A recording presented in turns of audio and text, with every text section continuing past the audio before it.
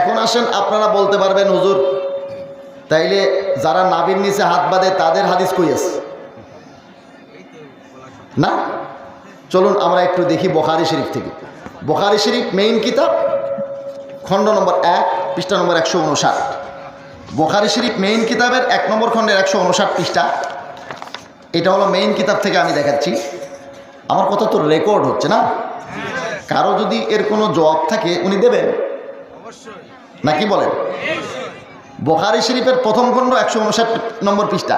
আমরা যখন এগুলো বলি তখন ওনারা আবার বলে যে এগুলো দেওবন্দি ছাপা। ওনাদের তাওহীদ পাবলিকেশনসের ছাপা বুখারী শরীফও, এজন্য আমি সাথে নিয়ে এসেছি। এই দেখেন, এটা হলো সহিহুল বুখারী তাওহীদ পাবলিকেশনস থেকে ওনারা ছেপেছেন। সেই বুখারী শরীফ প্রথম খণ্ডের 579 পৃষ্ঠায়। আমি ওনাদের এখান থেকেই পড়ে শোনাবো আপনাদের। ওনাদের এখানে ওনারা লিখছেন, ওয়াজা আলিউন রাদিয়াল্লাহু আনহু কাফফাহু আলা রুসগিল আইসারি। আলী রাদিয়াল্লাহু তাআলা আনহু, এখানে তরজমা ওনারা করছেন, সলাতে সাধারণত তার ডান হাতের পাঞ্জা বাম হাতের কবজির উপর রাখতেন। ডান হাতের পাঞ্জা বাম হাতের কবজির উপরে রেখে ছেড়ে দেন তো কোথায় যায় দেখেন? নাভির নিচে। এই আলী রাদিয়াল্লাহু তাআলা আনহুর হাদিস শরীফটা আরও যদি পরিষ্কার দেখতে চান, আমরা দেখলাম বুখারী শরীফ, তাইলে ইমাম বুখারী রাহমাতুল্লাহ আলাইহির ওস্তাদের কিতাব আছে আমার কাছে, মুসনাদে আহমদ, খণ্ড নম্বর 2, পৃষ্ঠা নম্বর 222, হাদিস নম্বর 875। এখান থেকে আরও পরিষ্কার দেখতে পাবেন। এই হাদিসের ব্যাপারে ওনারা কোনো আপত্তি করার সুযোগ নাই, কারণ ওনাদের সেই দাদা ইবনুল কাইয়িম রহমতুল্লাহ আলাইহি, উনি বাদায়াউল ফাওয়ায়েদ এর মধ্যে 3 নম্বর খণ্ডের 91 নম্বর পৃষ্ঠাতে, সেখানে উনি এই হাদিসকে সহি লিখে গেছেন। আন আলিন ক্বালা ইন্না মিনাস সুন্নাতি ফিস সালাতি ওয়া যালা কুফি আলা কুফি তাতা সুররা। হযরত আলী রাদিয়াল্লাহু তাআলা আনহু থেকে বর্ণিত, তিনি বলেন, নিশ্চয়ই নামাজের মধ্যে সুন্নত হলো এক হাতের তালু আর এক হাতের তালুর পিঠের উপরে রাখা। তাহতা সুররা, তাহতা মানে নিচে, সুররা মানে নাভি, তাহতা সুররা মানে নাভির নিচে। কথা কি পরিষ্কার না কোনো ভেজাল আছে? আর একটু পরিষ্কার দেখি চলেন। ইমাম বুখারী রহমতুল্লাহ আলাইহির ওস্তাদ একজন আছেন, ইমাম আবু বকর ইবনে আবি শাইবা। ইমাম বুখারী রহমতুল্লাহ আলাইহির জন্ম 194 হিজরিতে, ইন্তেকাল 256 হিজরিতে। আর ইমাম বুখারী রহমতুল্লাহ আলাইহির এই ওস্তাদের জন্ম 159 হিজরিতে, ইন্তেকাল 235 হিজরিতে। তার লেখা কিতাব মুসান্নাফ ইবনে আবি শাইবা এখন 26 খণ্ডে ছেপে এসেছে বাইরুত লেবানন থেকে। এই কিতাবটা আমার কাছে পুরা সেট আছে। তার 3 নম্বর খণ্ডের 320 নম্বর পৃষ্ঠা, 3959 নম্বর হাদিস। এই যে মুসান্নাফ ইবনে আবি শাইবা, এখানে দেখবেন 3 নম্বর খণ্ডের 320 নম্বর পৃষ্ঠা, 3959 নম্বর হাদিস। وبه قال حدثنا وكيع عن موسى بن عمير عن القاسم بن وائل بن حجر عن أبيه رضي الله تعالى عنه قال رأيت النبي صلى الله عليه وسلم وضع يمينه على شماله في الصلاة تحت السرة। হযরত ওয়াইল ইবনে হুজর বলেন, আমি আল্লাহর নবীকে দেখেছি, ওয়াজা ইয়ামিনাহু আলা শিমালিহি, আল্লাহর নবী নিজের ডান হাতকে বাম হাতের উপর রেখেছেন, ফিস সালাতি, নামাজের মধ্যে, তাহতা সুররা, তাহতা মানে নিচে, সুররা মানে নাভি, তাহতা সুররা মানে নাভির নিচে। ইমাম তিরমিজি রহমতুল্লাহ আলাইহি তিরমিজি শরীফ লিখেছেন। এই তিরমিজি শরীফের 1 নম্বর খণ্ডের 59 নম্বর পৃষ্ঠায় তিনি পুরা মুসলিম উম্মাহ হাত বাঁধার ক্ষেত্রে কী আমল ছিল সেটা উল্লেখ করেছেন, আল্লাহর নবীর জামানার থেকে নিয়ে ওনার জামানা পর্যন্ত। দেখেন, হাদিস বুঝতে গেলে হাদিস যারা বর্ণনা করেন রাবিদের জীবনী জানতে হয়, হাদিসের কিতাবের লেখকদের জীবনী জানতে হয়। ইমাম তিরমিজি রহমতুল্লাহ আলাইহির ইন্তেকাল 279 হিজরিতে। 279 হিজরি মানে 3য় শতাব্দীর শেষ দিকে। এই পুরা 300 বছরের চিত্র উনি এখানে তুলে ধরেছেন। পুরা মুসলিম উম্মার হাত বাঁধার ক্ষেত্রে কি আমল ছিল এখানে লিখছে, আইয়াজাহুমা ফাওকা সুররা, একটা আমল হলো সরাসরি নাভির উপর, ওয়ারা বাযুমা ইয়াজাহুমা তাহতা সুররা, আর এক জামাত উলামায়ে কেরামের অভিমত ছিল নাভির নিচে হাত বাঁধা, বুকের উপরের কথা তিনি উল্লেখ করেননি। তার মানে 3য় শতাব্দী পর্যন্ত এই বিশ্বে মুসলিম উম্মার মধ্যে কেউ বুকের উপরে হাত বাঁধার প্রবক্তা আছে, ইমাম তিরমিজি রহমতুল্লাহর তাহকিক অনুযায়ী এটাই তিনি জানতেন না। মানে গোটা পৃথিবীতে বুকের উপরে হাত বাঁধার কোনো প্রবক্তাই ছিল না ইমাম তিরমিজির তাহকিক অনুযায়ী। এটা পরবর্তীতে আমল এটা শুরু হয়েছে। আচ্ছা আসুন, ইমাম বুখারী রহমতুল্লাহর নাম আপনারা শুনছেন না? এই যে বুখারী শরীফ উনি লিখছেন, কার পরামর্শে লিখছেন বুখারী শরীফ? বুখারী শরীফ উনি লিখছেন ওনার ওস্তাদ ইসহাক ইবনে রাহওয়ী রহমতুল্লাহর পরামর্শে। এই ইসহাক ইবনে রাহওয়ী রহমতুল্লাহর বক্তব্য জানেন? ইসহাক ইবনে রাহওয়ী ইমাম বুখারীর ওস্তাদ, তিনি বলছেন এই তাহতা সুররা, নাভির নিচে হাত বাঁধার এই আমলটা আকওয়া ফিল হাদিস, হাদিসের দিক থেকে সবচেয়ে বেশি মজবুত ওয়া আকরাবু ইলা তাওয়াজু, বিনয় প্রকাশের বেশি উপযুক্ত, বিনয় প্রকাশের বেশি উপযুক্ত। কোথায় আছে এটা? ইবনুল মুনজির রাহিমাহুল্লাহ কিতাবুল আওসাত খণ্ড নম্বর 3 পৃষ্ঠা নম্বর 243। আর এক নুসখা যেটা আমার কাছে আছে সেখানে আছে 94 নম্বর পৃষ্ঠাতে। তাইলে দলিলের দিক থেকে বেশি মজবুত, বিনয় প্রকাশেরও বেশি উপযুক্ত। দেখেন, কেউ যদি বুকের উপরে হাত বাঁধে বিনয় প্রকাশ পায়, বিনয় প্রকাশ পায় নাভির নিচে হাত বাঁধলে। বুকের উপরে হাত বাঁধলে মনে হয় কুস্তি লড়তে আসছে, বাহাদুরি দেখাতে আসছে। আমি একটা পেপারে দেখছি, এক জুনিয়র অফিসার সিনিয়র অফিসারের সামনে বুকের উপরে হাত বেঁধে দাঁড়িয়েছিল, তাকে শোকজ করছে যে বেটা বেয়াদব, সাহস কত আমার সামনে বুকের উপরে হাত বেঁধে দাঁড়ায় থাকে। আমার যে সমস্ত যুবক ভাইরা এখন নেট দেখে নামাজ চেঞ্জ করে ফেলেছো, তোমরা দেখো টুপি টাবি সারা নামাজ পড়ে নামাজাবি ছেলেরা টুপি তো মাথায় দেয় না, আবার ঠ্যাং টুং সরাইয়া এইভাবে দাঁড়ায়। আচ্ছা, এইভাবে ওর ওস্তাদের সামনে দাঁড়াতে পারবে? ঠ্যাং টুং সরাইয়া এইভাবে ঠ্যাং মানে বুকের উপরে ওর ওস্তাদের সামনে দাঁড়াতে পারবে? ওর মায়ের সামনে দাঁড়াতে পারবে? ওর বাপের সামনে দাঁড়াতে পারবে? তো ঠিক এইভাবে বেয়াদবের মতো আল্লাহর সামনে কেমনে দাঁড়াও। এখন আসেনি 2.5-3 ফিট পা সরাইয়া নামাজে দাঁড়ায়, সম্পূর্ণ হাদিস বিরোধী আমল, সম্পূর্ণ হাদিস বিরোধী আমল। আমি এই বন্ধুদেরকে বলছি একটা জয়ীফ হাদিস দেখান যেখানে আছে তোমরা 2.5-3 ফিট পা সরাইয়া নামাজে দাঁড়াইও, আঙ্গুলের উপর আঙ্গুল তুলে দিও, কোন হাদিসে আছে? সম্পূর্ণ হাদিস বিরোধী আমল, সম্পূর্ণ হাদিস বিরোধী আমল। এই অস্বাভাবিক পা সরিয়ে দিয়ে নামাজ পড়া আর আঙ্গুলের উপর আঙ্গুল তুলে দেওয়া, এটা কি? হাদিস বিরোধী আমল। এখন বলবেন যে হুজুর হাদিস বিরোধী আমল, চলুন আমরা তাহলে একটু হাদিস দেখে আসি। হ্যাঁ, প্রথমে নাসাই শরীফ খণ্ড নম্বর 1 পৃষ্ঠা নম্বর 142, নাসাই শরীফের 1 নম্বর খণ্ডের 142 নম্বর পৃষ্ঠা।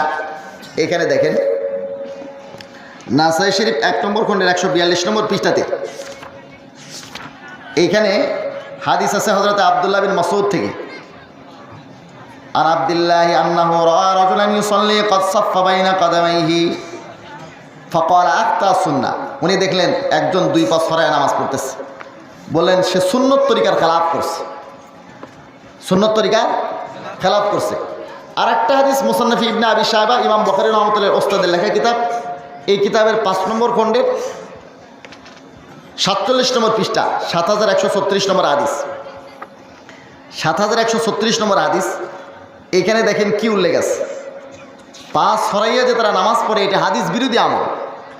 উয়াইন আব্দুর রহমান বলেন, কুনতু মা আবি ফিল মসজিদ, আমি আমার পিতার সঙ্গে মসজিদে ছিলাম। ফারাআ রাজুলান ইউসাল্লি সাফান বাইনা কাদামাইহি, উনি দেখলেন একটা লোক 2 পা সরাইয়া দিয়ে নামাজ পড়তেছে। ফাকালা আলজিক ইহদাহুমা বিল উখরা, উনি বললেন 2 পাকে কাছে করে দাও। লাকাদ রাআইতু ফি হাযাল মসজিদি 18 মিন আসহাবিন নবী সাল্লাল্লাহু আলাইহি ওয়াসাল্লাম, আমি এই মসজিদে আল্লাহর নবীর 18 জন সাহাবীকে দেখেছি। মা রাআইতু আহাদাম মিনহুম ফাআলা হাযা কত্তু, এই 18 জন সাহাবীর কাউকে আমি পা সরাইয়া নামাজ পড়তে দেখি না। তাহলে পা অস্বাভাবিক যারা সরায় এরা কি হাদিস মোতাবেক আমল করে না হাদিস বিরোধী আমল করে? হাদিস বিরোধী আমল করে দাবি করে আমরা সহি হাদিস মোতাবেক নামাজ পড়তেছি। আল্লাহ তাদের সহি বুঝ দান করে। এখন আপনারা বলতে পারেন হুজুর তাইলে এরা এটা পাইল কই? বুখারী শরীফের 1 নম্বর খণ্ডের 716 নম্বর হাদিস। এই হাদিসটার একটা প্রাসঙ্গিক বর্ণনা থেকে ভুল বুঝিয়া, ভালো করে খেয়াল করবেন, এগুলো কিন্তু মাসলা মাসাইলের ওয়াজ, কিসসা কাহিনীর ওয়াজ না যে আপনি অর্ধেক শুনবেন না আর বুঝে যাবেন, মন থাকবে এক জায়গায় আপনি থাকবেন আর এক জায়গায় বুঝবেন, তা কিন্তু হবে না। একটু গুরুত্ব সহকারে শুনতে হবে। বুখারী শরীফ খণ্ড নম্বর 1 পৃষ্ঠা নম্বর 100 হাদিস নম্বর 716। দেখেন এখানে আমি সরাসরি আপনাদেরকে কিতাব থেকে দেখাই। ভাই আমার কথা বুঝতেছেন আপনারা? 716 নম্বর হাদিস। আর আমাদের এই ভাইয়েরা আবার ওই গুগলে তালাশ করে, গুগল এরা তো গুগল মাযহাব মানে না, গুগলে সার্চ দেয়। এরা মাযহাব মানে গুগল মাযহাব। কোন মাযহাব মানে? ওদের ইমাম হলো ইমাম গুগল। এই গুগলের মধ্যে হাদিস তালাশ করে, না পাইলে কয় হুজুর হাদিস ভুল বলে গেছে। এই জন্য আমি গুগল নাম্বারও বলে দিই আজকে, নাকি 716 নম্বর মেইন কিতাবের। আর এই গুগলের মধ্যে আপনি পাবেন 725 নম্বর হাদিস হিসেবে ফথুল বারির নাম্বারটা গুগলে লিখছি, সেখানে 725 নম্বর হাদিস হিসেবে উল্লেখ আছে। আমি আপনাদেরকে সেই হাদিসটা পড়ে শোনাই। বাবু ইলজাকিল মানকিবি বিল মানকিবি ওয়াল কাদামি বিল কাদামি ফিস সাফফি। ইমাম বুখারী রাহমাতুল্লাহি আলাইহি অধ্যায় নিয়ে আসছেন কাঁধের সাথে কাঁধ মেলানো এবং পায়ের সাথে পা মেলানোর আলোচনা। ভালো করে বোঝার চেষ্টা করবেন। হাদিসের মধ্যে আছে আনাসিন আনিন নবী সাল্লাল্লাহু আলাইহি সাল্লাম, হযরত আনাস থেকে বর্ণিত, আল্লাহ রাসূল সাল্লাল্লাহু আলাইহি সাল্লাম বলেন, আকিমু সুফুফাকুম, তোমরা তোমাদের কাতার সোজা করো, ফাইন্নি আরাকুম মিন ওয়ারাই জাহরি, কারণ আমি আমার পিঠের পিছন থেকেও তোমাদেরকে দেখি। তাহলে আল্লাহ রাসূল সাল্লাল্লাহু আলাইহি সাল্লাম বলছেন তোমরা কাতার সোজা করো, কারণ আমি তোমাদেরকে পিঠের পেছন থেকেও, আল্লাহ রাসূল মুজিজা স্বরূপ পিঠের পেছন থেকেও দেখতেন। কেমনে দেখতেন এটার লম্বা ব্যাখ্যা আছে, যেহেতু ওইটা নিয়ে আমার আলোচ্য বিষয় না, আমি ওইদিকে যাবো না। আল্লাহ রাসূল বলছেন তোমরা কাতার সোজা করো। আল্লাহ রাসূল বলেন নাই তোমরা কাঁধের সাথে কাঁধ মিলাও, পায়ের সাথে পা মিলাও, টাকনোর সাথে টাকনো মিলাও, এগুলো কথা আল্লাহ রাসূল বলেননি। আল্লাহ রাসূল কি বলছেন এই হাদিসের মধ্যে? আল্লাহ রাসূল বলছেন তোমরা কাতার সোজা করো। আচ্ছা, প্রাসঙ্গিক আলোচনাতে হযরত আনাস বলতেছেন, ওয়াকানা আহাদুনা ইউলজিকু মানকিবাহু বিমানকিবি সাহিবিহি ওয়া কাদামাহু বিকাদামিহি, আমাদের মধ্যে একজন আর একজনের কাঁধের সাথে কাঁধ লাগাইয়া নামাজ পড়তো, ও কাদামাহু বিকাদামিহি, পায়ের সাথে পা মিলাইতো, পায়ের সাথে পা মিলাইতো। আচ্ছা দেখেন, কাঁধের সাথে কাঁধ মেলানোর কথা আছে আগে, পায়ের সাথে পা মেলানোর কথা আছে পরে। আমার কথা বুঝতেছেন আপনারা? কাঁধের সাথে কাঁধ মেলানোর কথা আছে আগে, পায়ের সাথে পা মেলানোর কথা আছে পরে। আচ্ছা, আরও কয়েকটা অঙ্গ মিলানোর কথা সাহাবায়ে কেরাম বলছেন। আল্লাহ রাসূল তো শুধু কাতার সোজা করার কথা বলছেন, কিন্তু এই সাহাবী আনাস রাদিয়াল্লাহু তাআলা আনহু প্রাসঙ্গিক আলোচনাতে বললেন যে আমাদের মধ্যে একজন আর একজনের কাঁধের সাথে কাঁধ মিলাইতো, পায়ের সাথে পা মেলাইতো। কাঁধের কথা বলছে আগে, পায়ের সাথে পা মেলানোর কথা বলছেন পরে। চলুন আমরা আরেকটা হাদিস দেখে আসি কাতার সোজা করা সম্পর্কে। আবু দাউদ শরীফ খণ্ড নম্বর 1 পৃষ্ঠা নম্বর 97, হাদিস নম্বর 662। এখানে দেখেন কাতার সোজা করা সম্পর্কে আল্লাহ রাসূল সাল্লাল্লাহু আলাইহি ওয়াসাল্লামের আরও হাদিস। এটা হলো প্রথম খণ্ডের 97 নম্বর পৃষ্ঠা। এখানে দেখেন হযরতে নওমান বিন বশির বলেন, ফারাআইতুর রাজুলা ইউলজিকু মানকিবাহু বিমানকিবি সাহিবিহি ওয়া রুকবাতাহু বিরুকবাতি সাহিবিহি ওয়া কাবাহু বিকাবিহি, যে নামাজ পড়ার সময় একজনের কাঁধের সাথে আর একজনের কাঁধ, একজনের হাঁটুর সাথে আর একজনের হাঁটু, একজনের টাকনুর সাথে আর একজনের টাকনু মিলাইতো। তাহলে সাহাবীরা ওখানে হযরত আনাস বললেন কাঁধের সাথে কাঁধ মিলাইতো, পায়ের সাথে পা মিলাইতো। এখানে আছে কাঁধের সাথে কাঁধ, হাঁটুর সাথে হাঁটু, টাকনুর সাথে টাকনু। তাইলে হাঁটু, কাঁধ, টাকনু এই কয়েকটা অঙ্গ মিলানোর কথা আছে।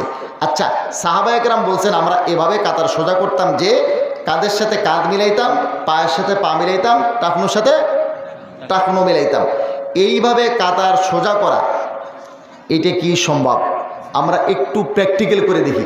এখানে একই মাপের 3 জন ভাই দাঁড়ান তো, একই মাপের 3 জন ভাই আসেন, একই হাইটের 3 জন ভাই আসেন, আমরা কাতার সোজা করার একটু প্র্যাকটিক্যাল করি। ভাই 12টা হয়ে গেছে, শেষ করে দেবো নাকি? জি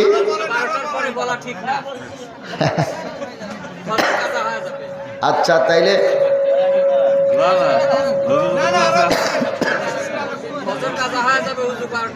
আচ্ছা দেখা যাক একটা রাত আজকে। তাইলে ঠিক আছে আমি বলবো, কিন্তু ফজরের নামাজ পড়তে হবে। ও আদা, আচ্ছা ঠিক আছে। জি আচ্ছা, ওয়াজ শুনতে হলে শুনেন, কিন্তু নামাজ পড়তে হবে। আপনারা 3 জন আমাদের লামাজহাবি ভাইয়েরা যেভাবে পা ছড়ায় দাঁড়ায় ওভাবে দাঁড়ান, পা ওরা যেভাবে ছড়ায় ওভাবে ছড়ান, আঙ্গুলের উপর আঙ্গুল তুলে দেন, দাঁড়ান। দাঁড়াইছেন? জ্যাকেট খুলেন, জ্যাকেট খুলেন, মানুষ বুঝতে পারবে না। জ্যাকেট, রুমাল এগুলো খুলে ফেলেন, একটু দেখেন।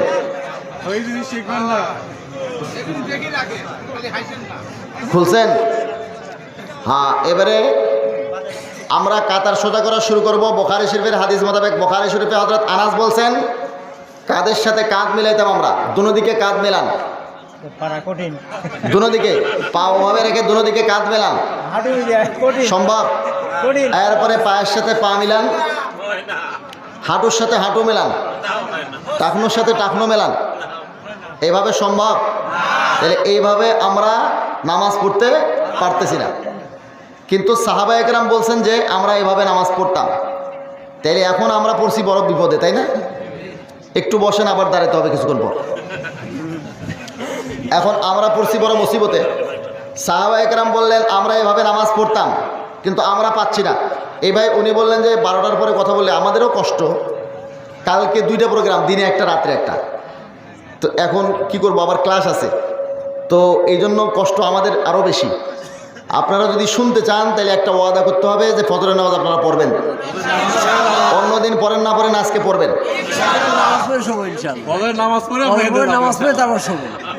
তাও শুনবেন?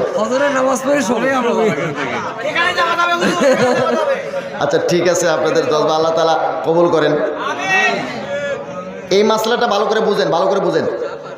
আজকে যদি আমি অর্ধেক কথা বলে চলে যাই, অস্পষ্ট থাকলে সমস্যা, কারো প্রশ্ন থাকলে দেবেন, তবে আলোচনাটা শুনেন। আমার মনে হয় আলোচনা শোনার পরে প্রশ্ন আর থাকবেই না, তারপরেও প্রশ্ন থাকলে লিখিত দিতে পারবেন ইনশাআল্লাহ, সমস্যা নেই, শুনতে থাকুন। তো আমরা কাতার এভাবে যেভাবে হাদিসে আছে সাহাবায়ে কেরাম বলছেন আমরা এভাবে কাতার সোজা করতে পারতেছি না। একটা মূলনীতি শুনেন, হাদিস পড়ার জন্য ওস্তাদ লাগে, আমি প্রথমেই বলছি, ওস্তাদ ছাড়া বোঝা যায় না। আমাদের কিছু ভাই মনে করেন যে বাংলা বইপত্র পড়ে বড় বড় পণ্ডিত হওয়া যায়, বাংলা হাদিস দেখিয়া ইমাম মুয়াজ্জিনদের সাথে আলেম ওলামাদের সাথে এসে ঝগড়া বাজায়। বহু লোক আছে না নাই? বড় বড় লেকচারার পণ্ডিত, হ্যাঁ আছে এরকম। এখন আসেন আমি এই ব্যাপারটায় ইমাম বুখারী রহমতুল্লাহর একটা বক্তব্য আপনাদেরকে শোনাই। বুখারী শরীফের প্রথম খণ্ডে 16 নম্বর পৃষ্ঠা ইমাম বুখারী রহমতুল্লাহ আলাইহি এখানে একটা হাদিস নিয়ে আসছেন। قال النبي صلى الله عليه وسلم من يريد الله به خيرا يفقهه في الدين, যার ব্যাপারে আল্লাহ পাক মঙ্গলের ইরাদা করেন তাকে দ্বীনের বুঝ দান করেন, দ্বীনের আলেম দান করেন। এরপরে আল্লাহর নবী বলেন ওয়া ইন্নামাল ইলমু বিত্তাআল্লুম, কেউ বলছেন এটা ইমাম বুখারীর বক্তব্য, এলেম ওইটা গ্রহণযোগ্য বিত্তাআল্লুম যেটা ওস্তাদের কাছে শিখিয়া অর্জন করা হয়। ওস্তাদের কাছে শেখা ছাড়া নিজে নিজে যে জ্ঞান অর্জন করা হয় সেটা গ্রহণযোগ্য। আমাদের কোনো ভাই সিঁড়ি ছাড়া ছাদে উঠতে চায়, আছে না নাই? বাংলা বইপত্র পড়ে ইংলিশ বইপত্র নিজে নিজে মুখস্থ করে যেরকম ডাক্তার হওয়া যায় না, রাজমিস্ত্রির সাথে থাকা ছাড়া যেরকম রাজমিস্ত্রি হওয়া যায় না, কাঠমিস্ত্রির কাছে শেখা ছাড়া যেরকম কাঠমিস্ত্রি হওয়া যায় না, ড্রাইভারের কাছে শেখা ছাড়া যেরকম ড্রাইভার হওয়া যায় না, কোনো ওস্তাদের কাছে পড়া ছাড়া হাদিস বোঝা। এই জন্য আমরা এই যে বুঝতেছি না, এই জন্য এই ব্যাপারে আমরা একজন হাদিস বিশারদের কাছে যাব। এখন হাদিসের একজন ওস্তাদের কাছে, আমাদের যে সনদ আল্লাহর নবী পর্যন্ত আছে এর মধ্যে একজন ওস্তাদ আছেন ইমাম ইবনে হাজার আসকালানী রহমতুল্লাহ আলাইহি। হাফিজ ইবনে হাজার আসকালানী রহমতুল্লাহ আলাইহির কিতাব ফাথুল বারী বুখারী শরীফের শ্রেষ্ঠ ব্যাখ্যা গ্রন্থ আমার কাছে আছে। এর 2 নম্বর খণ্ডের 1042 নম্বর পৃষ্ঠায় তিনি এই সমস্যার সুন্দর সমাধান করে দিয়েছেন। আমরা সেই সমাধানটা একটু দেখি, চলুন। ফাথুল বারী খণ্ড নম্বর 2 পৃষ্ঠা নম্বর 1042, বাবু ইলজাকিল মানকিবি বিল মানকিবি ওয়াল কাদামি বিল কাদামি ফিস সাফফি, কাদের সাথে কাঁধ আর পায়ের সাথে পা মেলানোর আলোচনা। দেখেন, দুইজন মানুষ নামাজ পড়বে পাশাপাশি, সাহাবায়ে কেরাম বলছেন আমরা কাঁধের সাথে কাঁধ মিলাইতাম, প্রথমে বলছেন পায়ের সাথে পা, এরপরে 2 নম্বরে হাঁটুর সাথে হাঁটু, 3, 4 নম্বরে যা বলছে টাকনুগিরার সাথে টাকনুগিরা মিলাইতাম। আমাদের যে সকল বন্ধুরা পা 2.5-3 ফিট ছড়ায় দেয়, তো পা যখন আগেই ছড়ায় গেল কাঁধ মিলবে? এখন কাঁধ মিলানোর কথা আছে হাদিসে 1 নম্বরে, ওনারা কাঁধ ছেড়ে দিয়ে মিলেছে পা, কাঁধ ছেড়ে দিয়ে কি মিলাচ্ছে? আচ্ছা, কাঁধ আপনি যত করেই মিলান মানুষের হাইটের কম বেশ আছে না?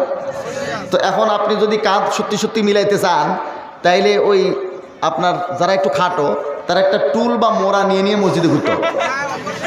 আর যার মাপে টুল বানানো হবে ওর মোবাইল নম্বরও রাখতে হবে, ভাই হ্যালো তাড়াতাড়ি আসেন, কাতার দাঁড়ায় গেছে, এখন নামাজ আরম্ভ হয়ে গেছে, আপনার মাপে আমার টুল বানানো আছে, মোড়া বানানো আছে, আপনার মাপে আমাকে দাঁড়াতে হবে, তাছাড়া তো কাঁধ মিলবে না। তো কাঁধের সাথে কাঁধ মিলাইতে গেলে আপনার মাপে সমান হওয়া লাগবে, আর এর জন্য আপনাকে টুল আর মোড়া নিয়ে নাইলে ঘুরতে হবে, ঠিক না? এই জন্য আমাদেরকে এখানে বুঝতে হবে এই হাদিসের অর্থটা কি। হাফিজ ইবনে হাজার আসকালানী রহমতুল্লাহ আলাইহি বলেন, আল মুরাদু বিযালিকা আল মুবালাগাতু ফি তা'দিলিস সাফফি ওয়া সাদ্দি খালালিহি, বলছে কাতার সোজা করার মধ্যে কাদের সাথে কাঁধ আর পায়ের সাথে পা মেলানোর বিষয় যেটা আছে, এটার অর্থ এখানে যে বা আছে বা এলসাকের জন্য, এলসাকের দুই অর্থ। এলসাকে হাকিকি মানে একেবারে মিশে যাওয়া, এলসাকে মাজাজি মানে পাশে থাকা, মিশে থাকা না। এখানে পাশে থাকার অর্থে ব্যবহার হয়েছে। আসল কথা হলো আল মুবালাগাতু ফি তা'দিল ইস-সাফফি, কাতার সোজা করার ব্যাপারে খুব বেশি গুরুত্ব দিতেন ওনারা। অসাধ্য খালালি, আর মাঝখানের ফাঁকা জায়গা বন্ধ করার ব্যাপারে গুরুত্ব দিতেন। এটা বোঝানোর উদ্দেশ্য আসলে একেবারে কাঁধের সাথে কাঁধ লাগানো, পায়ের সাথে পা লাগানো এটা উদ্দেশ্য নয়। উদ্দেশ্য হলো মাঝখানের ফাঁকা জায়গা বন্ধ করা, কাতার সোজা করার ব্যাপারে বেশি গুরুত্ব দেওয়া। এখানে যে মোবালাগার কথা বলছে না, মোবালাগা শব্দটা আলেম ওলামারা তালেব ইলমরা খুব ভালো বোঝেন। আপনাদের বোঝার স্বার্থে আমি মাঝে মধ্যে একটা উদাহরণ দিই, আমাদের পাবলিক ভাইদের বোঝার স্বার্থে। আমাদের দেশের একটা লোক গেছে বিদেশে, তো বিদেশির সাথে দেশ নিয়ে গর্ব করতেছে। তো ওই বিদেশি বলে, এই বাঙালি তোদের দেশে কি আছে? আমাদের দেশের এত গুণ, আমাদের দেশের প্লেনগুলো আকাশের উপর দিয়ে ওড়ে। বাঙালির এখন কৌতূহলী প্রশ্ন, একেবারে আকাশের উপর দিয়ে? বলছে না, সামান্য একটু নিচ দিয়ে, সামান্য একটু নিচ দিয়ে। এখন বাঙালি চিন্তা করলো যে আমি কি নিয়ে গর্ব করবো, আমাদের দেশে তো অত প্লেন ওড়ে না। কিছু ট্রেন আছে, এগুলোও লেটে আসে অনেক, 9টার ট্রেন কয়টায় আসবে জিজ্ঞেস করতে হয়। তো প্লেন তো অত বেশি উড়ে না, এখন কি নিয়ে গর্ব করি? বাঙালি আবার ঠকেও না।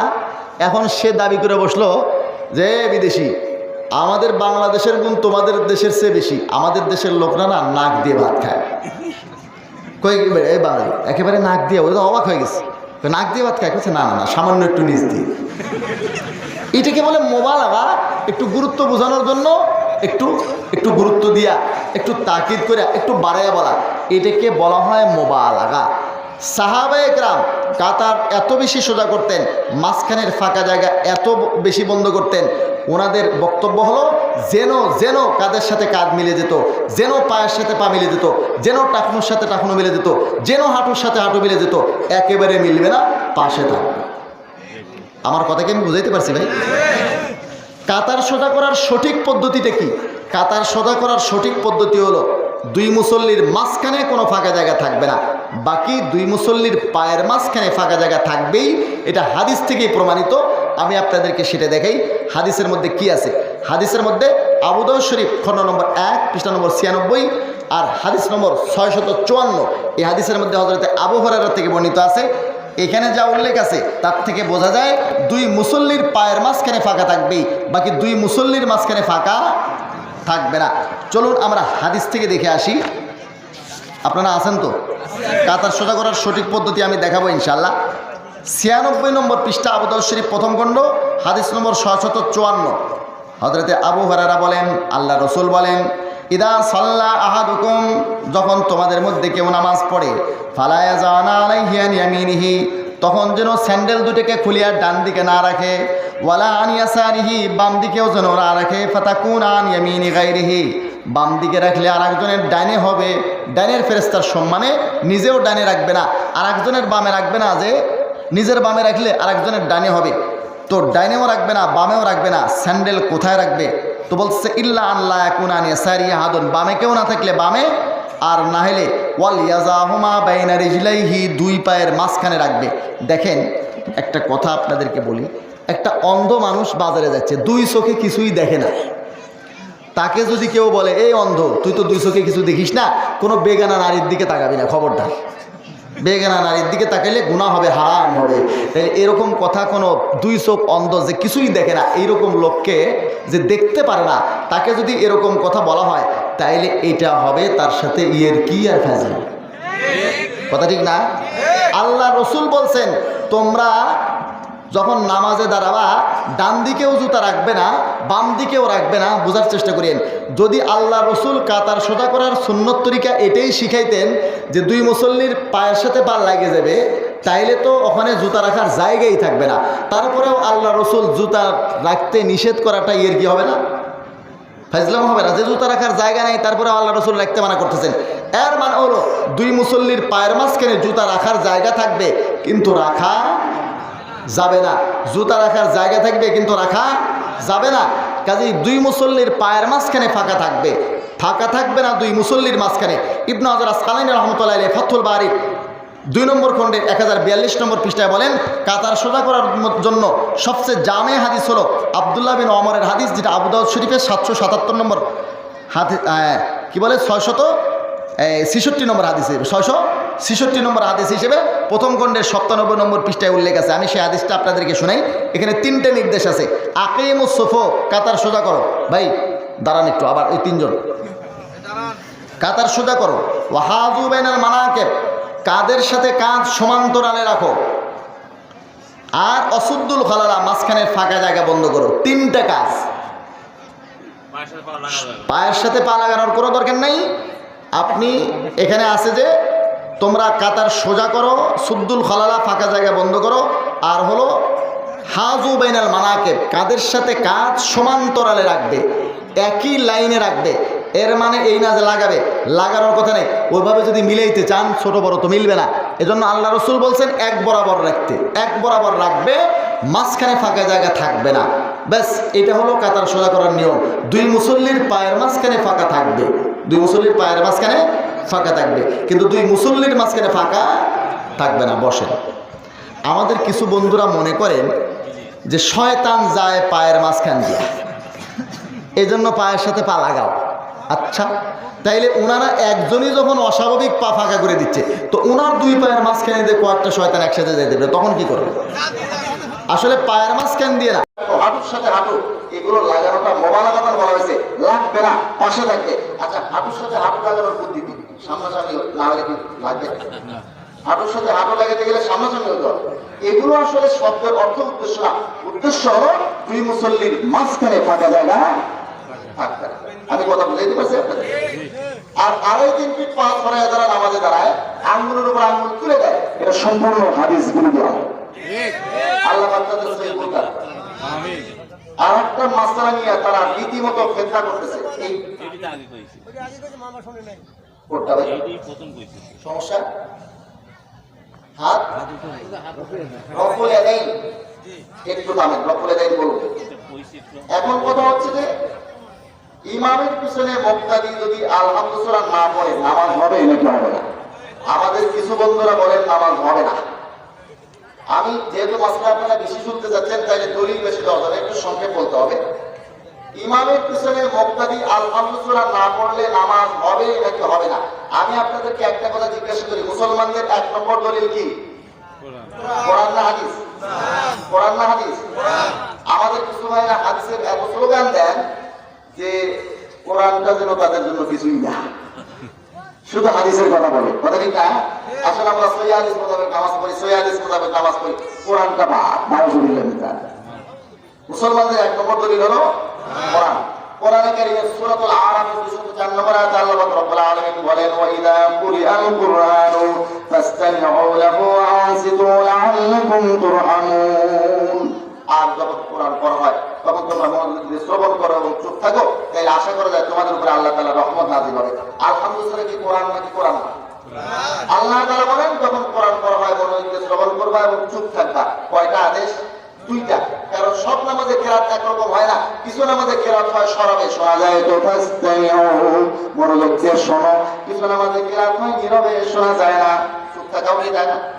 এজন্য আল্লাহ তাআলা বলেন ওয়ানসিতু, যদি চুপ শোনা না যায়, আস্তে কেরাত হয়, ওয়ানসিতু, চুপ থাকো। কিন্তু ইমামের পিছনে বিড়বিড় করা নিষেধ কার? নিষেধ কার? আর কোনো কিছু দরকার আছে? আল্লাহ তাআলা যখন নিষেধ করে দেন আর কোনো কিছু দরকার? আমাদের কিছু বন্ধুরা বলেন এই আয়াতটা নাযিল হয়েছে খুতবার ব্যাপারে, নামাজের ব্যাপারে না। আমরা বলবো একটু কিতাবপত্র পড়ালেখা করিয়া বলি। আল মুগনি ইবনে কুদামা 15 নম্বর 2 পৃষ্ঠা নম্বর 117 স্পষ্ট ইমাম আহমদ ইবনে হাম্বল রাহমাতুল্লাহির বক্তব্য এখানে তুলে ধরা হয়েছে।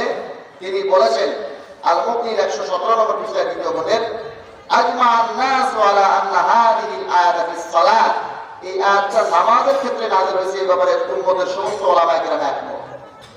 এখন চলুন আমরা দেখি আলহামদুলিল্লাহ যখন কোরআন, আল্লাহ তাআলা বললেন কোরআন যখন পড়া হয় তখন তোমরা মনোযোগ দিয়ে শ্রবণ করবা এবং চুপ থাকবা।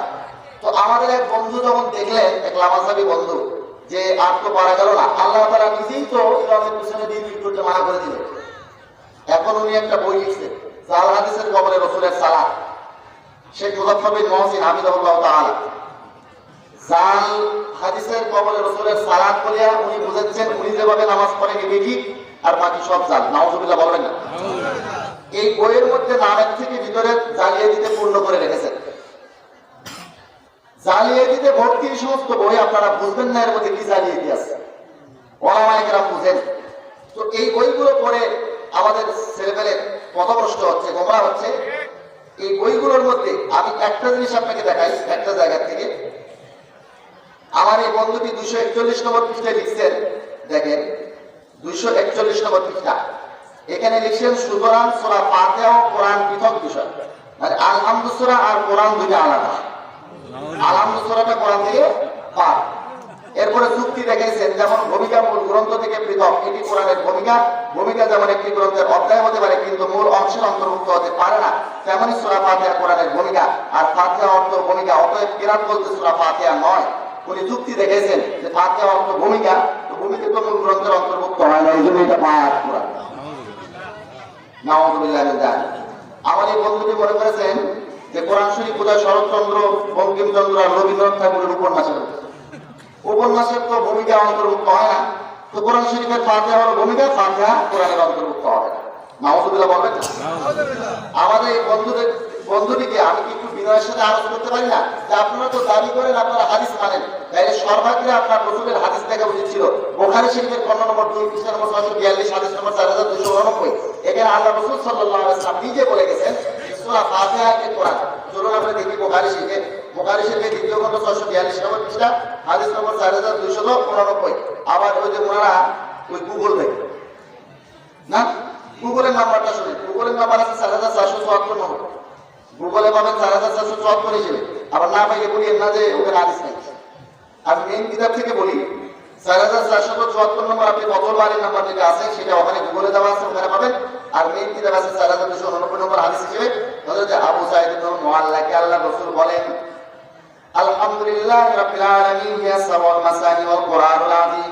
আলহামদুলিল্লাহি রাব্বিল আলামিন এই সূরাটা সাবে মাসানি, এইটি কোরআনে আযীম। কে বলছেন এটা? আল্লাহ রাসূল।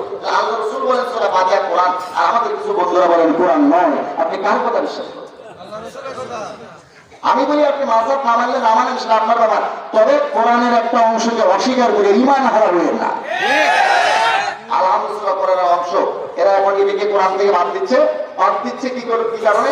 কোরআন থেকে যদি আলহামদুলিল্লাহকে বাদ দিতে পারে তাহলে একটা সুবিধা আছে যে ইমামের পিছনে চাইলে মুসল্লিদেরকে বীর করানো যাবে। যে আলহামদুলিল্লাহ যখন কোরআন নয়, তো ইমাম সাহেব আলহামদুলিল্লাহ পড়তেছেন, তিনি কোরআন পড়তেছেন না, মুসল্লিদের পিছনে বীর করতে পারবে। নাউযুবিল্লাহ মিন যালিক। তাই কোরআন থেকে যখন মাসলা এসে গেল যে ইমামের পিছনে মুক্তাদি কিছুই পড়বে না, আর কোনো দলিলের দরকার হয় না, তবুও আমরা অনেক ভাইয়ের মধ্যে একটু হাদিসের স্ক্রিয়া দেখতে পাই, একটু হাদিস থেকে দেখলে ভালো হয়। তো চলুন আমরা বুখারী শরীফ থেকে দেখি। বুখারী শরীফ খণ্ড নম্বর 1 পৃষ্ঠা নম্বর 108, হাদিস নম্বর 774। হাদিস নম্বর 774। এখানে আল্লাহ রাসূল সাল্লাল্লাহু আলাইহি ওয়াসাল্লামের একটা হাদিস আছে। দেখুন আল্লাহ রাসূল সাল্লাল্লাহু আলাইহি ওয়াসাল্লাম সূরা ফাতিহা তথা আলহামদুলিল্লাহ পড়ার দায়িত্ব কাকে দিয়েছে? চলুন আমরা হাদিস দেখি। আর আবি হুরায়রা রাদিয়াল্লাহু আনহু আন্না রাসূলুল্লাহ সাল্লাল্লাহু আলাইহি ওয়াসাল্লাম قال ইদা ক্বালা আল-ইমাম গায়রিল মাগদুবি আলাইহিম ওয়ালাদ-দাল্লিন। ইমাম সাহেব যখন বলবে গায়রিল মাগদুবি আলাইহিম ওয়ালাদ-দাল্লিন, এর গায়রিল মাগদুবি আলাইহিম ওয়ালাদ-দাল্লিন ইদা ক্বালা আল-ইমাম বলিয়া আল্লাহ নবী ইমামকে দায়িত্ব দিলেন না মুক্তাদি? কাকে দায়িত্ব দিয়েছেন? এই আয়াতটা কোন সূরা? সূরা বাকারা না সূরা ফাতিহা? সূরা ফাতিহা পড়ার দায়িত্ব আল্লাহ নবী ইদা ক্বালা আল-ইমাম বলিয়ে দিয়েছেন কাকে? ইমামকে। আমাদের কিছু বন্ধুরা যেন আল্লাহ রাসূলকে পরামর্শ দিতে চান, ইয়া রাসূলুল্লাহ আপনি যে কি করছেন, শুধু ইমামকে কে দায়িত্ব দিয়েছেন, মুক্তাদিকেও দায়িত্ব দেওয়া উচিত ছিল। আল্লাহ রাসূল তো শুধু কাকে দায়িত্ব দিয়েছেন? ইমামকে। মুক্তাদিকে দায়িত্ব দেন না, তারা দায়িত্ব দেন মুক্তাদিকে। আচ্ছা চলুন আমরা বুখারী শরীফ দ্বিতীয় খণ্ড দেখি। বুখারী শরীফ দ্বিতীয় খণ্ডের 947 নম্বর পৃষ্ঠা 6155 নম্বর হাদিস। এখানে দেখেন 947 নম্বর পৃষ্ঠা 6155 নম্বর হাদিস। আবার গুগলের মধ্যে যদি কেউ চান 6402 নম্বর হাদিস হিসেবে পাবেন। কোথায়? গুগলে। ওটা তো গুগল মানে চলেন, গুগলের হাদিসটা আপনি 6402 নম্বর হাদিস থেকে দেখতে পারেন। হযরত আবু হুরায়রা থেকে এই হাদিসে বর্ণিত। আবি হুরায়রা আন নবী সাল্লাল্লাহু আলাইহি ওয়াসাল্লাম قال ইদা আম্মানাল কারিউ ফাআমিনু, যখন ইমাম সাহেব আমিন বলবে তখন তোমরা আমিন বলিও। এখানে ইদা আম্মানাল কারি, ইমাম সাহেবকে আল্লাহ রাসূল কারি বলছেন। কেরাত পাঠ করানোওয়ালা, কেরাত পাঠ করার দায়িত্ব আল্লাহ রাসূল কাকে দিয়েছেন? ইমামকে। কোন কেরাত পাঠ করে আমিন বলা হয়? সূরা ফাতিহা। আল্লাহ নবী বলেন ইদা আম্মানাল কারি, সূরা ফাতিহা পাঠ করানোওয়ালা শুধু ইমাম। শুধু কে? ইমাম। আল্লাহ রাসূল এখানেও শুধু ইমামকে সূরা ফাতিহা পাঠ করার দায়িত্ব দিয়েছেন, মুক্তাদিকে দায়িত্ব দেন নাই। আমাদের কিছু বন্ধুরা যেন আল্লাহ রাসূলকে এই হাদিসের ব্যাপারে পরামর্শ দিতে চাবেন যে আপনি হুজুর কি করলেন এটা, ইয়া রাসূলুল্লাহ আপনি শুধু ইমামকে কে দায়িত্ব দিয়েছেন, মুক্তাদিকেও তো দায়িত্ব দেওয়া উচিত ছিল। অথচ আল্লাহ রাসূল সূরা ফাতিহা পড়ার দায়িত্ব দিয়েছেন শুধুমাত্র একমাত্র কেবলমাত্র কাকে? ইমাম। এখন আসুন আরেকটা হাদিসের কিতাব দেখে আমি এই দলিলটা শেষ করে দেবো। মুসলিম শরীফ 1 নম্বর খণ্ডের 174 নম্বর পৃষ্ঠা। তার আগে একটা ঘটনা শুনে আপনাদেরকে। এক এলাকার মধ্যে এক লোক বাহাসের চ্যালেঞ্জ করছে, বাহাস করবে কি নিয়ে? মহিষের শিং নাই। আপনাদের এলাকার মহিষের শিং আছে না নাই? এই ঘটনা বলে আমি বাজার করতে, মহিষের শিং নাই বলে এক লোক চ্যালেঞ্জ করে বাহাস করবে। তো এলাকার সব লোকজন বলে মহিষের শিং আছে। আপনাদের কি অভিমত? মহিষের শিং আছে। ওই লোকের ধারণা হলো মহিষের কোনো শিং নাই। এখন তার এই বক্তব্য মহিষের শিং নাই এটা দিয়া সে চ্যালেঞ্জ করছে, কেউ যদি চায় আমি বাহাস করতে রাজি। তো এলাকার লোকজনের সাথে তার বাহাস। ওর বউ তখন শুনছে, অনেক মেয়ে মানুষের মাথায় বুদ্ধি শুদ্ধি ছেলেদের থেকে বেশি আছে, আছে না নাই? ওর বউ যখন শুনছে সে বাহাসে যাচ্ছে মহিষের শিং নাই এই পক্ষে, ওকে হাত পায়ে অনুরোধ করছে, স্বামী তো তোমার আমি অনুরোধ করে হাত পায়ে তুমি এই বাহাসে যাই করো, এই বাহাসে গেলে তুমি হারে যাবা। আরে পাগলি, আমার হারা এরকম কোনো বেটা আজও জন্ম নেয় নাই। পাগলের একটা শিং আছে, মহিষের শিং নেই এই পক্ষে কেউ বাহাস করে তুমি হারে যাবা। আর আমি যত শুনলাম এলাকায় যেহেতু মহিষ কম, তো এলাকার লোকজন চান্দা তুলে একটা মহিষ কিনছে, এই বড় বড় দুটো শিং, এই মহিষ নিয়ে আসবে মাঠে নিয়ে আসবে মহিষ। তো মহিষ যখন মাঠে নিয়ে আসবে শিং সহ, তখন আপনি কি করবেন? ও সেই কথা, আমি কি করবো জানো? আমি যাইয়া একেবারে মহিষের 2 শিং হাত দিয়ে ধরবো, 2 হাতে ধরে মাঝখানে দাঁড়ায় বলবো মহিষের কোনো শিং নাই। তাহলে আমাদের তো হারাতে পারবে? আচ্ছা, এরকম কত পাগলকে হারানোর মতো কোনো পাগল আপনাদের এলাকায় একটু দূরে থাকে? আপনার মেন্টাল হেলথ পাওয়া যাবে? পাওয়া যাবে? কত পাগলকে হারানোর মতো কোনো পাগল কোথাও পাওয়া যাবে না। তো আমি আপনাদেরকে একটু শিং ধরাইতে যাচ্ছি, ভয় পাবেন না তো? ভয় পাবেন? এটাই একটু জায়গায় থাকেন, আমি একটু শিং ধরার ব্যবস্থা করি। এখানে দেখেন আল্লাহ রাসূল সাল্লাল্লাহু আলাইহি ওয়াসাল্লাম বলেন ইমামকে এই জন্য নির্ধারণ করা হয়েছে যেটাকে অনুসরণ করা। ফাইদা কাব্বারা ফাকাব্বিরু, এই ভাই শুনেন, আল্লাহর নবী বলেন ইমাম যখন তাকবীর বলবে তখন তোমরা তাকবীর বলবা। ইমাম যখন তাকবীর বলবে তখন তোমরা, ইমামের সাথে মুক্তাদিরা তাকবীর ধরবে নাকি ধরবে না? ধরেন তাকবীর একটা শিং, ইমামের সাথে মুক্তাদিরা ধরবে নাকি ধরবে না? আল্লাহর নবী বলেন ওয়াইদা ক্বারা ফানসিতু, আল্লাহু আকবার বলার পর ইমাম যখন কিরাত করবে ফানসিতু তখন তোমরা চুপ থাকবা। ইমাম সাহেব বলবে আল্লাহু আকবার, তারপরে কোন কিরাত করবে? সূরা ফাতিহা। আল্লাহ নবী বলেন তখন তোমরা ফানসিতু চুপ থাকবা। রাসূলুল্লাহ সাল্লাল্লাহু আলাইহি ওয়াসাল্লাম এরপরে বলেন ওয়াইদা ক্বারা ইমাম ওয়াইদা ক্বারা গায়রুল মাগদুবি আলাইহিম ওয়ালাদ-দাল্লিন ফাকুলু আমিন, ইমাম যখন গায়রুল মাগদুবি আলাইহিম ওয়ালাদ-দাল্লিন বলবে তখন তোমরা আমিন বলবা। শেষে যে আমিনটা ইমামের সাথে মুক্তাদিরাও বলবে নাকি বলবে না? বলবে। তাই এদিকে তাকবীর বলবে, ওদিকে আমিন বলবে। তাকবীর মুক্তাদিরা জোরে বলে না আস্তে বলে? আস্তে। তাকবীর জোরে বলে। আল্লাহু আকবার ইমাম সাহেব বলে জোরে, মুক্তাদিরা কি বলে? আস্তে। তাই আমিনও আস্তে। তাই শুরুতে তাকবীর এটা একটা শিং, ইমামের সাথে মুক্তাদিরা ধরবে। শেষে আমিন ধরে নেন, এটাও একটা শিংয়ের মতো, ইমামের সাথে মুক্তাদিরা ধরবে। আল্লাহ রাসূল বলেন মাঝখানে দাঁড়ায় কি করবা? মাঝখানে ওয়াইদা ক্বারা ফানসিতু, মুসলিম শরীফের প্রথম খণ্ডের 174 নম্বর হাদিস। ওয়াইদা ক্বারা ফানসিতু, ইমাম যখন কিরাত করবে তখন তোমরা চুপ থাকবা, ইমামের পিছনে বিড়বিড় করতে পারবে না। এইরকম স্পষ্ট হাদিস আসার পরে যারা ইমামের পিছনে বিড়বিড় করে তারা ওই লোকের মতো যে 2 শিং ধরিয়া মাঝখানে দাঁড়ায় বলে মহিষের কোনো শিং নেই। এখন আসেন, আমি তখন এই হাদিসগুলো বলে যাব। আগামীকাল একটা হাদিস বাইর হবে বুখারী শরীফ প্রথম খণ্ডের 104 নম্বর পৃষ্ঠা 747 নম্বর হাদিস। এই হাদিসটা আমি আজকে আপনাদেরকে বলে দিই যাতে আগামীকাল এটা নিয়ে বিভ্রান্তি না হয়। বুখারী শরীফের প্রথম খণ্ডের 104 নম্বর পৃষ্ঠা 747 নম্বর হাদিস। আর ওই যে গুগলের নাম্বার বলবো 756 নম্বর হাদিস হিসেবে গুগলে পাবেন 747 নম্বর এটা ফতহুল বারীর নাম্বার ওখানে আছে, ওইখানে 756 নম্বর হাদিস হিসেবে আছে, মেইন কিতাবে আছে 747 নম্বর হাদিস হিসেবে। এই হাদিসের মধ্যে আছে হযরত উবাদা বিন সামিত বলেন, আন্না রাসূলুল্লাহ সাল্লাল্লাহু আলাইহি ওয়াসাল্লাম قال লা সালাতা লিমান লাম ইয়াকরা বিফাতিহাতিল কিতাব, যে আলহামদু সূরা পড়লো না তার নামাজ হইল না। এই হাদিসই তো বলে ওরা না, যে সূরা ফাতিহা পড়লো না তার নামাজ হইল না। আচ্ছা আমি বলি ভাই, যে সূরা ফাতিহা পড়লো না তার নামাজ হইল না, এই কথা এখানে আছে, এখানে কি মুক্তাদি শব্দ আছে? মুক্তাদি শব্দ আছে। আমি দাবি করলাম এই জমি আমার, দলিল দেখাইলাম বগুড়ার একটা জমি, এই জমি আমি পাবো, আমার এই জমির দলিল দেখাতে হবে যদি এই জমি আমি দাবি করি, ঠিক না? আপনি দাবি করলেন মুক্তাদি সূরা ফাতিহা পড়তে হবে, হাদিস দেখাই দিয়েছেন সেখানে মুক্তাদির নাম বন্ধও নাই, এরকম দলিল পেশ করা হবে? এই হাদিস দিয়ে মুক্তাদির ফাতিহা প্রমাণ করতে গেলে হাদিসের মধ্যে ইঞ্জিনিয়ারিং করা লাগবে। কি করা লাগবে? ইঞ্জিনিয়ারিং। আমরা বলি আলহামদুলিল্লাহ সূরা না পড়লে, সূরা ফাতিহা না পড়লে নামাজ অসম্পূর্ণ থাকে, নামাজ হয় না, আমরাও মানি। কিন্তু হাদিসটা কার জন্য? এটা বুঝে শুনে ঠিক করবে, না জানা কি করা যাবে? আন্দাজ ঠিক করলে কি হবে জানেন? ওই যে মাঝে মধ্যে একটা উদাহরণ দিই, এক মহিলা বলে ওয়াজ শুনছে, ওয়াজ শুনছে যে স্বামীকে তাআযিম করতে হয়, সম্মানের সম্বোধন করতে হয়। আজকাল ডিজিটাল যুগের মেয়েরা কিন্তু স্বামীর নাম ধরে না।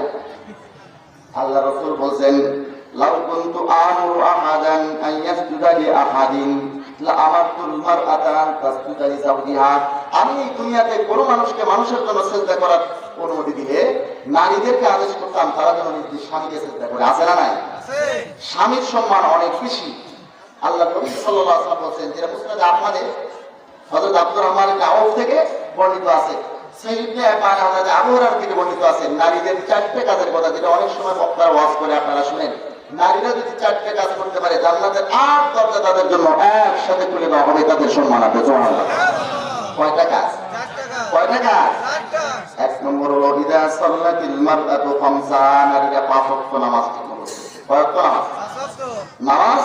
ফরজ নামাজ ঠিক করে, নফল টফল বেশি করার দরকার নেই, কিন্তু টাইম মতো করতে হবে। সেদিন এক ভাই শোনালো, ওনার বাসার এক মহিলা নামাজ পড়তেছে রাত 1টার সময়, এশার নামাজ শুরু করছে, শুরু করে উল্টে পড়ে ঘুমাচ্ছে, ঘুমাইছে উল্টে করে কপাল টপাল থাকে, এখন হাসপাতালে পড়ে।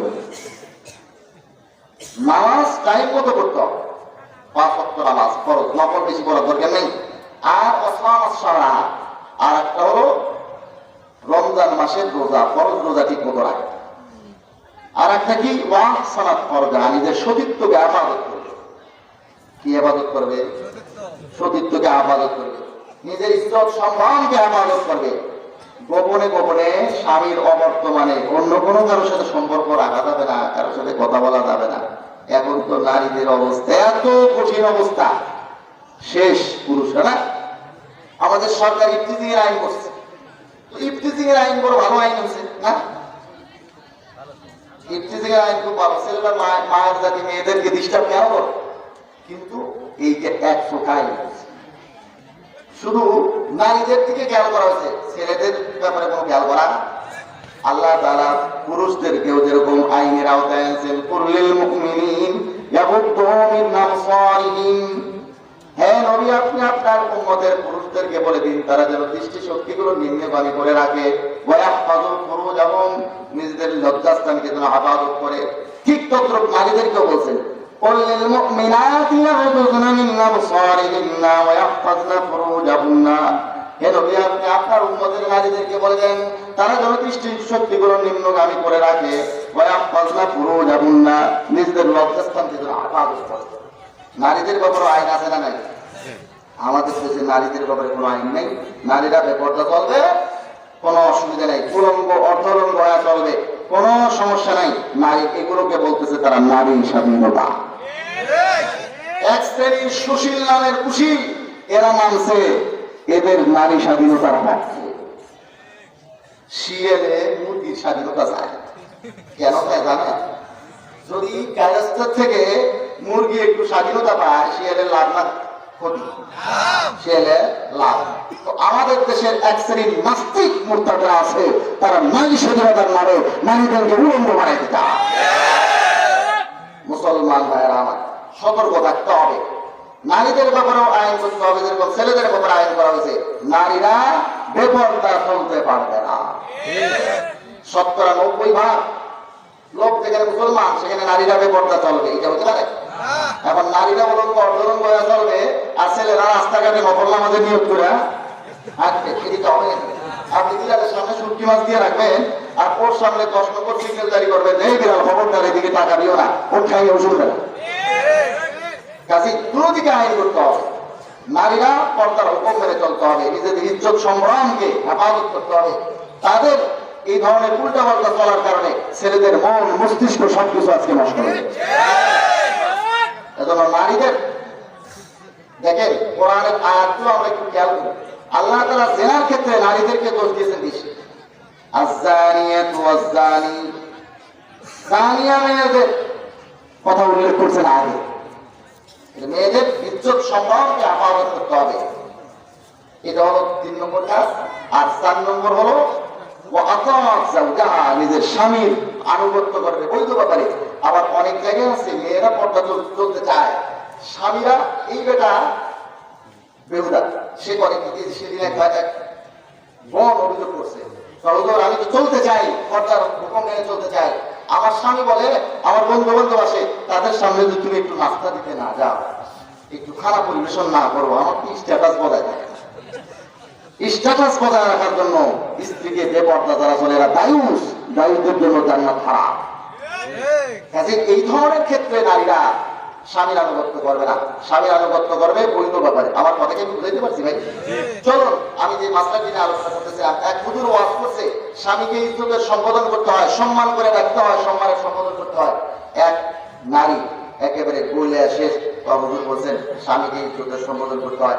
এখন কি বললে স্বামীকে সম্মান করা হবে, কি বললে স্বামীকে ইজ্জত করা হবে, সে তালাশ করতে করতে তার স্মরণ হয়ে গেল, ও ইজ্জতের সম্বোধন আর ইজ্জতের শব্দ তো আমার জানাই আছে, আব্বা। এই শব্দ বলে ছোটবেলার থেকে আমার পিতাকে সম্মান করে আসতেছি, আমার পিতাকে তখন আব্বা বলে ডাকি। আমার পিতা কোনো সময় চকলেট, কোনো সময় চুইংগাম, কোনো সময় বাদাম বাদা, কোনো সময় নগদ বকশিস টাকা, কত কিছু দেয়। এটাই হবে উপযুক্ত সম্বোধনের শব্দ, উপযুক্ত সম্মানের শব্দ। আজকে আমার স্বামী মাহফিল শুনে যখন আজকে দরজা খুলে দিয়ে আগে যায় বলবো আব্বা আসসালামু আলাইকুম কেমন আছে, যে পরিকল্পনা সেই কাজ গেছে, আগে যায় দরজা খুলে দিয়ে আব্বা আসসালামু আলাইকুম কেমন আছেন। স্বামী তো হতবাক, স্বামী আরে পাখি আমার আব্বা কেন, স্বামী স্ত্রীর সম্পর্ক কি নষ্ট করতে চাও না? আরে হুজুরুল্লাহ বললেন সম্মানের সম্বোধন করতে, আব্বা কি অসম্মানের শব্দ? আরে পাখি আব্বা তো সম্মানের শব্দ, কিন্তু জায়গা মতো ফিট করা লাগবে না, আজাদানা ফিট করলে হবে। কথা ঠিক না ভাই? এখানে মহিলার আফসোস, আরে এই শব্দটা বলে আমার আব্বাকে যখন ডাকতাম তখন আমার আব্বা কোনো সময় চুইংগাম কত কিছু দিত, আর তোমারে বলে আমি আজকে এই জুতা পাইলাম, জুতা এটা আমার কপালে ছিল। তাহলে পাখি আব্বা সম্মানের শব্দ, কিন্তু জায়গা মতো ফিট করতে হবে। আমরা বলি আলহামদুলিল্লাহ না করলে নামাজ হবে না, কথা সত্য, কিন্তু আল্লাহ রাসূল এই হাদিস কার জন্য বলছেন? জানিয়া বুঝিয়া ফিট করতে হবে। আমরা বান্দা ফিট করলে এই মহিলার মতো হবে। এখন কথা হলো যে আল্লাহ রাসূল কার জন্য এই হাদিস বলছেন? আমরা নিজে কেন শুনছি? লামাজাবি ভাইরা শুনছে, ইমাম বুখারী রাহমাতুল্লাহ শুনছেন, শুনছেন যারা? আল্লাহ রাসূলের সাহাবীরা। চলেন আল্লাহ রাসূলের সাহাবীদেরকে একটু জিজ্ঞাসা করি, আল্লাহ রাসূল এই হাদিস কার জন্য বলছেন? তিরমিজি শরীফের নাম শুনছেন? তিরমিজি শরীফ 15 নম্বর 1, নম্বর 71, হাদিস নম্বর 313। এখানে গুগল সব জায়গাতে 313 নম্বর হিসেবে পাবেন। 313 নম্বর হাদিস তিরমিজি শরীফের 1 নম্বর খণ্ড, হযরত জাবের রাদিয়াল্লাহু তাআলা আনহু হাদিস। হযরত জাবের নাম শুনেন নাই? হযরত জাবের রাদিয়াল্লাহু তাআলা আনহু বলেন, মান সাল্লা রাকাতান লাম ইয়াকরা ফিহা বিউম্মিল কুরআন, যে ব্যক্তি আমার এক রাকাত নামাজ পড়লো, লাম ইয়াকরা ফিহা বিউম্মিল কুরআন, যে রাকাতটিতে সে সূরা ফাতিহা পড়লো না, ফালাম ইউসাল্লি, সে যেন নামাজই পড়লো না, ইল্লা ইয়াকুনা বারা আল ইমাম, তবে যদি ইমামের পেছনে থাকে তার জন্য এই হাদিস প্রযোজ্য নয়। যে ইমামের পেছনে থাকে তার জন্য এই হাদিস প্রযোজ্য নয়, যে একা নামাজ পড়ে তার জন্য, আর যে ইমামতি করে তার জন্য। আমার কথা কি আমি বুঝাইতে পারছি না? কথা কি পরিষ্কার না ভেজাল আছে? এক জায়গার হাদিস আরেক জায়গায় ফিট করা যাবে না। যে সমস্ত হাদিসের মধ্যে মুক্তাদির ফাতিহা পড়ার কথা আছে, এগুলো আগে এক সময় ছিল, পরে এগুলো রহিত হয়ে গেছে, মনসুখ হয়ে গেছে। আমি আপনাদেরকে বলি, আপনাদের এলাকায় একটা দোকান আছে ওষুধের, বিশ্বের 1 নম্বর নাম করা কোম্পানির একটা ওষুধ আছে, 30 বছর আগে মেয়াদ উত্তীর্ণ হয়ে গেছে। আপনি ওষুধ এটা খাবেন? খাবেন এই ওষুধ? কেন খাবেন না? বিশ্বের 1 নম্বর নাম করা কোম্পানির ওষুধ, তাও খাবেন না? এজন্যই খাওয়া যাবে না যে মেয়াদ উত্তীর্ণ। কোরআন শরীফের আয়াতও যদি হয় মেয়াদ উত্তীর্ণ হইলে তেলাওয়াত করা যাবে, আমল করা। হাদিস যদি হয় বিশুদ্ধ কিতাবের সহিহুল বুখারী, কিন্তু হাদিস যদি মেয়াদ উত্তীর্ণ হয়, মনসুখ হয়, সেই হাদিসের উপর আমল করা যাবে না। এই যে দেখেন রফুল ইয়াদাইন, এক ভাই বারবার বলতেছেন রফুল ইয়াদাইনের কথা, হাত তোলা, বারবার হাত তোলার হাদিস বুখারী শরীফে আছে। সেদিন সৌদি থেকে এক লোক ফোন দিছে আমাকে, সৌদি থেকে ফোন দিয়ে কয় এই রফুল ইয়াদাইনের হাদিস, হাত তোলা রুকুতে যাওয়ার সময়, রুকু থেকে ওঠার সময় হাত তোলার হাদিস বুখারী শরীফে আছে না? আমি বললাম আছে। এরপরে এই হাদিসের উপর আমল করা যায় না? তা আমি বললাম আপনি হাত তোলার কয়টা হাদিস জানেন? তো আমি ওই একটাই জানি। আমি ওনাদের তখন 7-8টা হাদিস শুনেলাম হাত তোলা। উনি বলে হুজুর এত হাদিস তো আমি জানি না। আমি বললাম এখন আপনি কি করবেন তাই বলেন আমাকে। আল্লাহ রাসূল সাল্লাল্লাহু আলাইহি ওয়াসাল্লাম হাত তুলেছেন প্রত্যেক তাকবীরের সাথে, প্রত্যেক রাকাতে 7 বার হাত তুলেছেন আল্লাহ রাসূল সাল্লাল্লাহু আলাইহি ওয়াসাল্লাম এক সময়। পরে এগুলো সব রহিত হয়ে গেছে, তাকবীরে তাহরিমা ছাড়া আর কোথাও হাত তোলা নাই। আগে ছিল, পরে এগুলো রহিত, মনসুখ হয়ে গেছে। মেয়াদ উত্তীর্ণ ওষুধ কেউ খাইলে খাক, আমরা খাবো না, আমরা খাবো না। মেয়াদ উত্তীর্ণ ওষুধ আপনি খাবেন? এই মাসলাটা আমি বলতাম না, বলতেছি আমার ওই এক মুরব্বীর অনুরোধে। এখন বাজে 12টা 39, নাউজুবিল্লাহ জানি।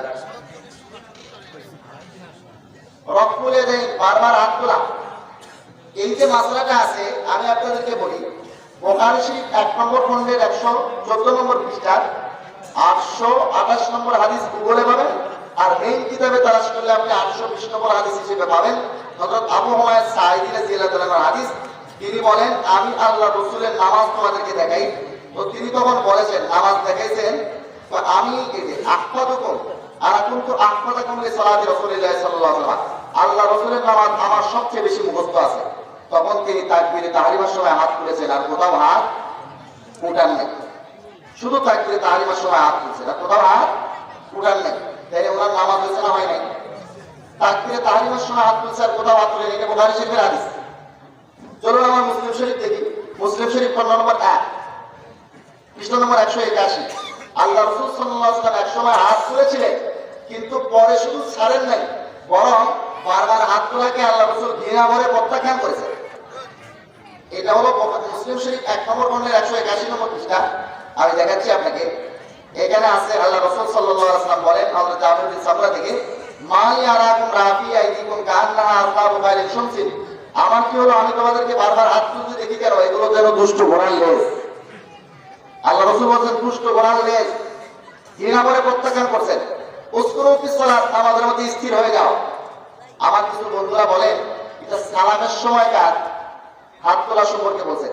না না না না না, ওইটা আলাদা হাদিস, এটা আলাদা হাদিস। হাদিসের অর্থ দেখলেই তো বোঝা যায়। এখানে আল্লাহ রাসূল বলেছেন উসকুরু ফিস সালাত, নামাজের ভেতরে স্থির হয়ে যাও। তার মানে নামাজের ভেতরে হাত তোলা সম্পর্কেই এই হাদিস। নামাজের বাইরে সালাম ফেরানোর সময়কার হাদিস এটা নয়। বন্ধুরা আমার চলুন সিয়াসের তার 3 নম্বর কিতাব নাসাই শরীফের মধ্যে 1 নম্বর খণ্ডের 158 নম্বর পৃষ্ঠাতে দেখে আসি। এখানে আমাদের আব্দুল্লাহ বিন মাসউদ কি চিনেন? আল্লাহ রাসূল সাল্লাল্লাহু আলাইহি ওয়াসাল্লামের সাথে আমলের ব্যাপারে সবচেয়ে বেশি সাদৃশ্য আর মিল রাখতেন যে সাহাবী, ওনাকে বলা হতো আল্লাহ রাসূলের ফটোকপি। উনি ওনার থেকে হাদিস আছে। আর আব্দুল্লাহ